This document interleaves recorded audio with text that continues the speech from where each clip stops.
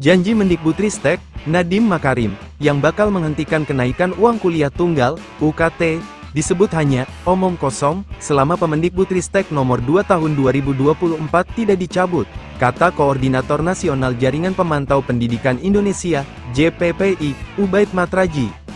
Kenaikan UKT sudah terasa dampaknya. Sejumlah calon mahasiswa baru, camaba, di beberapa universitas negeri mengundurkan diri seperti yang terjadi pada Naffa Zahra Mutmainah di Sumatera Utara. Menanggapi hal ini, Ketua Majelis Rektor Perguruan Tinggi Negeri se-Indonesia, Prof. Ganefri, mengaku menyayangkan, karenanya dalam waktu dekat seluruh pimpinan perguruan tinggi akan bertemu dengan pejabat Kemendikbudristek untuk membicarakan kenaikan UKT. Adapun Dirjen Pendidikan Tinggi Kemendikbudristek, Abdul Haris, berkata soal mahasiswa baru yang merasa keberatan dengan penempatan UKT maka perguruan tinggi negeri dan perguruan tinggi negeri badan hukum harus mewadahi peninjauan ulang kelompok UKT bagi mahasiswa yang mengajukan. Saya kecewa tidak bisa kuliah, polemik tentang kenaikan uang kuliah tunggal, UKT, di sejumlah perguruan tinggi negeri terus bergulir. Sejumlah calon mahasiswa baru, camaba, di beberapa perguruan tinggi negeri dilaporkan mengundurkan diri gara-gara tak sanggup membayar UKT. Naffa Zahra Mutmainah adalah salah satunya. Ia mengaku kecewa tidak bisa kuliah di kampus Universitas Sumatera Utara, USU, yang diimpikannya sejak kecil, karena orang tuanya tidak mampu membiayai uang kuliah yang terbilang mahal. Saya kecewa kali tidak bisa kuliah di USU, padahal saya ingin sekali kuliah di Fakultas Ilmu Budaya USU, jurusan Sastra Arab, tapi tidak terkabul, ujar Naffa kepada wartawan Apriyadi Gunawan yang melaporkan untuk BBC News Indonesia, Kamis, 23/05. Uang kuliah tunggal UKT, di fakultas yang disasar Naffa sebesar 8,5 juta rupiah per semester. Angka itu, kata dia, terlampau besar lantaran sebelumnya dia mengira uang kuliahnya nanti hanya 2,4 juta rupiah sampai 3 juta rupiah. Uang kuliah tunggal, UKT, di USU terlalu mahal. Orang tua tidak sanggup membiayai kalau 8,5 juta rupiah. Itu alasan saya mundur, katanya dengan nada pilu. Ayah Naffa sudah meninggal sejak tahun 2021, sementara ibunya tidak bekerja. Mereka tinggal di rumah sederhana. Sejak ayahnya tiada, tulang punggung keluarga dipikul abangnya, Rangga Fadilah, yang sedang kuliah semester 5 di Fakultas Hukum Universitas Harapan Medan. Abang kuliah sambil kerja, ungkapnya, di keluarga, perempuan 18 tahun ini didorong oleh abangnya untuk kuliah, sebab dari 4 bersaudara, hanya Rangga yang menempuh pendidikan tinggi, itu mengapa Naffa diharapkan mengikuti jejak sang abang. Itu harapan keluarga agar saya kuliah. Ketika Naffa diterima kuliah di USU lewat jalur seleksi nasional berdasarkan prestasi, SNBP, pada tanggal 26 Maret tahun 2024, keluarganya senang sekali. Naffa juga mengaku bahagia karena sastra Arab adalah favoritnya. Sejak sekolah di SD sampai SMP, Naffa pintar berbahasa Arab. Namun kebahagiaan itu hanya sesaat, ketika tahu biaya kuliah di sastra Arab mencapai 8,5 juta rupiah per semester. Perempuan lulusan SMK 1 Medan dan keluarganya ini sontak terkejut. Dia pun tidak yakin bisa kuliah di USU karena keluarganya hanya mampu membayar UKT sekitar 3 juta rupiah. Kata abang, kalau UKT diturunkan abang saya sanggup membiayai kuliah saya. Tapi kalau tidak bisa, abang saya tidak sanggup, katanya pasrah. Ia juga bercerita sempat mau mengajukan permohonan untuk pengurangan biaya UKT, tapi urung karena kesibukan sang abang. Kini dia cuma berharap USU menurunkan uang kuliah untuk mahasiswa baru.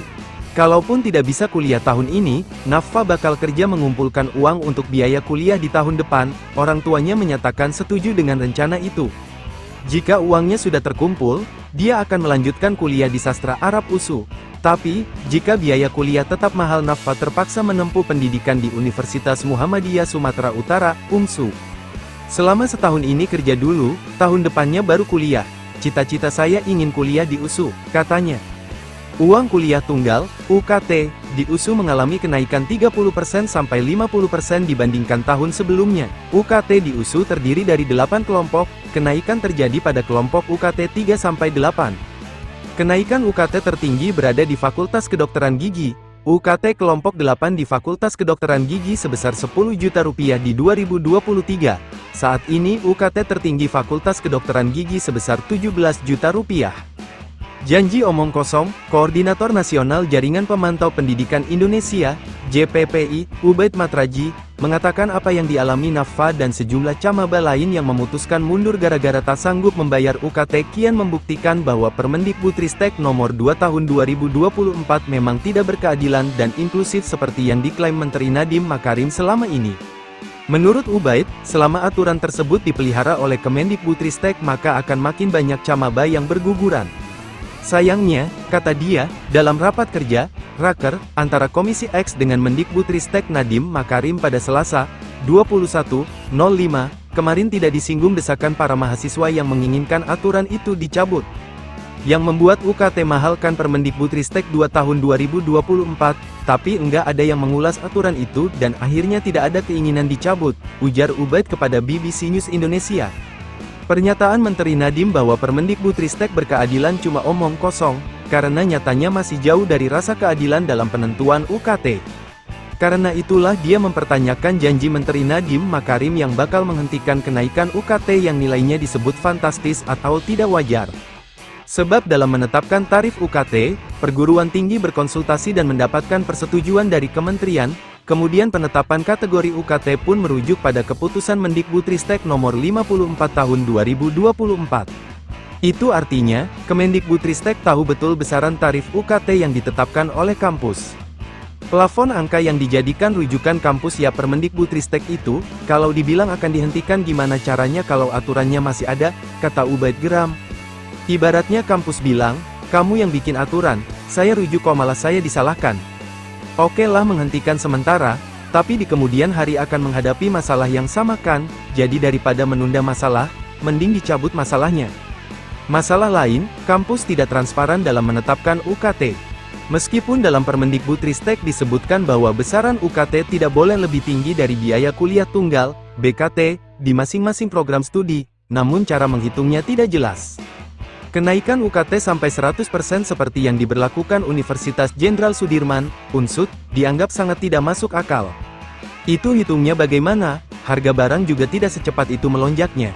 Jadi menghitung UKT tidak ada rumus yang baku, tapi yang harus jadi rujukan dari penetapan UKT mestinya harus menyesuaikan kemampuan bayar mahasiswa. Ketika mahasiswa tidak mampu di angka yang ditetapkan, ya jangan dipaksakan bayar karena melanggar aturan. JPPI, kata Ubaid, menawarkan solusi agar Permendikbudristek 2 tahun 2024 segera dicabut saja dan mengembalikan fungsi perguruan tinggi sebagai lembaga non-profit. Dengan begitu skema bantuan pembiayaan dari pemerintah untuk perguruan tinggi negeri yang tadinya mencapai 80% sampai 90% dapat diterapkan kembali. Pasalnya setelah muncul status perguruan tinggi negeri berbadan hukum, bantuan pembiayaan dari pemerintah tak lebih dari 30% sehingga akibatnya kampus membebankan ongkos operasional kepada mahasiswa dalam bentuk uang kuliah tunggal. Kampus murni untuk mencerdaskan bangsa sehingga jelas keberpihakan pemerintah pada sektor pendidikan, enggak kayak sekarang keberadaannya jadi pelengkap penderita, ujarnya. Kalau Kemendikbudristek masih berpandangan bahwa kuliah itu pilihan, sama saja melukai anak bangsa yang punya mimpi bisa kuliah. Bayangkan, kuliah masih jadi mimpi. Apa langkah konkret Kemendikbudristek? Dalam rapat kerja Komisi X DPR, Selasa, 21.05, Mendikbudristek, Nadiem Makarim, memastikan bakal menghentikan kenaikan UKT di sejumlah perguruan tinggi negeri. Nadiem menyadari ada lompatan UKT yang cukup fantastis. Karena tentunya harus ada rekomendasi dari kami untuk memastikan bahwa lompatan-lompatan yang tidak masuk akal atau tidak rasional itu akan kami berhentikan, kata Nadiem. Untuk itu, pihaknya akan memeriksa sejumlah perguruan tinggi negeri yang mengalami kenaikan UKT fantastis tersebut, selanjutnya mengevaluasi dan mengkaji kembali. Saya ingin meminta semua ketua perguruan tinggi dan prodi untuk memastikan bahwa kalaupun ada peningkatan harus rasional, masuk akal dan tidak terburu-buru. Dirjen Pendidikan Tinggi Kemendikbudristek, Abdul Haris, menyebut kenaikan UKT untuk seluruh mahasiswa merupakan miskonsepsi.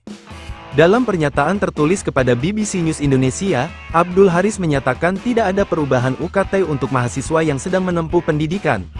Apabila pimpinan perguruan tinggi negeri dan peten berbadan hukum menetapkan UKT baru maka uang kuliah tersebut hanya berlaku bagi mahasiswa baru. Lebih lanjut Haris menjelaskan berdasarkan data yang dimilikinya, proporsi mahasiswa baru yang masuk ke dalam kelompok UKT tertinggi atau kelompok 8 sampai kelompok 12 hanya 3,7% dari populasi.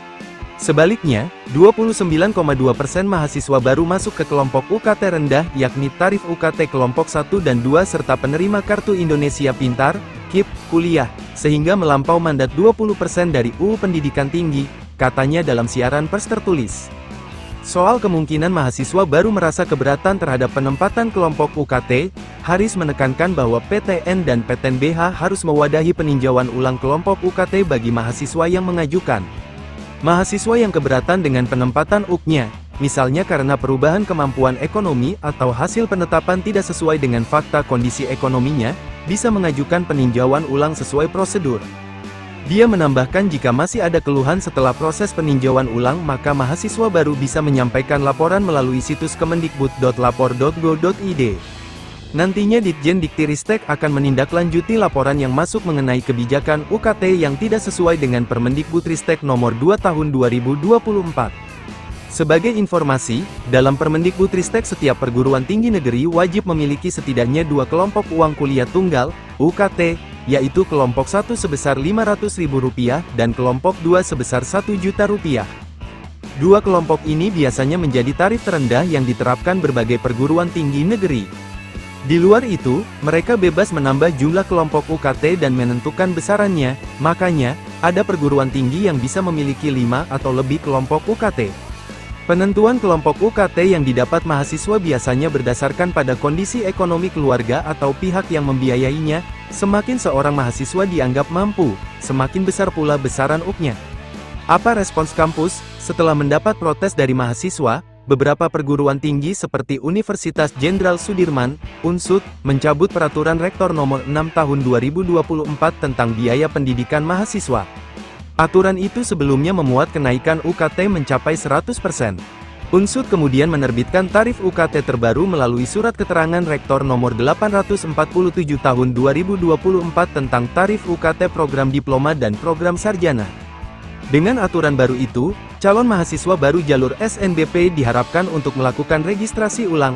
Pasalnya hingga Senin, 20.05, masih ada 2,1% mahasiswa yang belum mendaftar ulang. Jumlah itu disebut lebih rendah dibandingkan tahun sebelumnya yang mencapai 15%.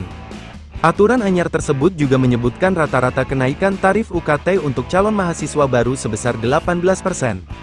Rata-rata UKT calon mahasiswa baru tahun 2024 adalah Rp4,5 juta, tidak terlalu jauh dari rata-rata besaran UKT tahun lalu yaitu Rp3,8 juta, sebut juru bicara UNSUD, Dr. Mite Setiansah dalam rilis resminya seperti dilansir detik.com. Sementara itu, Universitas Riau, UNRI, juga memutuskan menurunkan tarif UKT menjadi 7 kelompok dari sebelumnya 12 kelompok untuk calon mahasiswa baru. Namun demikian, program studi kedokteran masih terdiri dari 12 kelompok UKT. Sebelumnya UKT mahasiswa di setiap program studi terdiri dari 6 kelompok, kelompok terendah membayar Rp500.000, sedangkan kelompok tertinggi Rp6 juta. Tapi, UKT diubah menjadi 12 kelompok, perubahan itu memengaruhi nominal UKT yang harus dibayar, kelompok terendah membayar Rp500.000 dan kelompok tertinggi menjadi Rp14 juta. Ketua Majelis Rektor Perguruan Tinggi Negeri se-Indonesia, Prof. Ganefri, menjelaskan penambahan rentang kelompok UKT sebetulnya ditujukan untuk keterjangkauan dan keberadilan untuk semua pihak. Dia mencontohkan untuk program studi kedokteran memang dibuat kategori lebih banyak demi memperluas pembiayaan pendidikan bagi masyarakat yang ekonominya mampu. Di kedokteran, kalau hanya rentang 1-5 nanti kampus terlalu banyak mensubsidi, akan sulit untuk membiayai operasionalnya, ujar Prof. Ganefri kepada BBC News Indonesia. Bagi yang tidak mampu tetap di kelompok 1-5, tidak ada kenaikan. Kendati begitu, dia mengaku tidak setuju jika perguruan tinggi langsung menaikkan UKT hingga 100%, uang kuliah yang disebutnya tidak wajar itu patut ditinjau ulang. Baginya UKT yang rasional adalah jika lonjakannya berkisar 5% atau 10%. Misalnya sebelumnya Rp3,5 juta, maka cukup dinaikkan menjadi Rp3,7 juta. Tapi kalau dinaikkan sampai 50% saja itu sudah enggak wajar. Karena PTN berbadan hukum seharusnya pikirannya bukan menaikkan UKT tapi menurunkan UKT. Kenapa? Sebab dia diberikan kesempatan mencari pendanaan lain, makanya rektor diminta kreatif, tidak hanya pandai mengambil UKT. Ia bilang pada Senin, 27.05, Seluruh pimpinan perguruan tinggi negeri akan bertemu dengan pejabat Kemendikbudristek untuk membahas kenaikan UKT yang tidak wajar. Di pertemuan itu, dia menjamin akan memperjuangkan harapan mahasiswa untuk menurunkan atau kalau perlu membatalkan UKT yang fantastis.